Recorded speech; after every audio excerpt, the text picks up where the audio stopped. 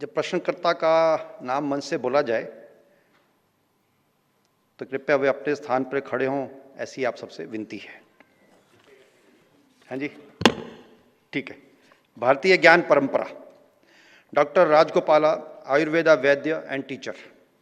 What is the initiative taken by RSS or its subordinate organizations in propagation or popularization of Indian knowledge system? What measures are envisioned for the future? RSS has no subordinate organizations.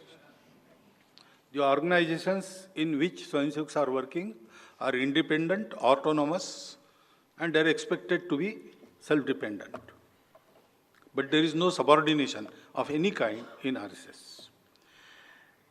As an organization, in RSS, we daily sing Ekatmata Stotram. तो एकात्मता स्तोत्रम, उसमें पहले सच्चिदानंद रूपाय भगवान को वंदन है, फिर मातृभूमि का वंदन है, उसके बाद भारत की नदियाँ, भारत की पहाड़, इनके नाम हैं। फिर ऋषि परंपरा से लेकर तो वैज्ञानिकों तक सबके नामों का उल्लेख है। वैज्ञानिकाश्च कपिल, आखिरी बता रहा हूं मैं, ऋषि परंपरा को छोड़ देता हूं, लेकिन यहाँ वैज्ञानिकाश्च कपिलः कणादः सुश्रुतः चरको भास्कराचार्यो वराहमिहिरस्वधि, नागार्जुनो भरद्वाज आर्यभट्टो बसु जगदीश चंद्र बसु बसुर्बुधा, ध्येयो वेंकटरामश्च विज्ञा रामानुजादया।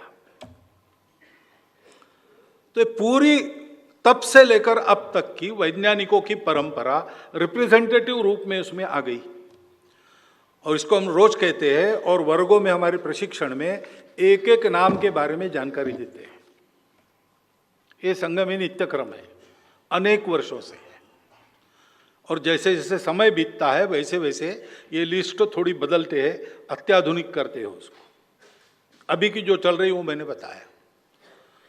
तो भारतीय नॉलेज क्या था, हमारे यहाँ विषय रहता है बौद्धिक वर्गों में, भारत की ज्ञान परंपरा, आध्यात्मिक ज्ञान से लेकर तो विज्ञान की परंपरा तक सारी बातें।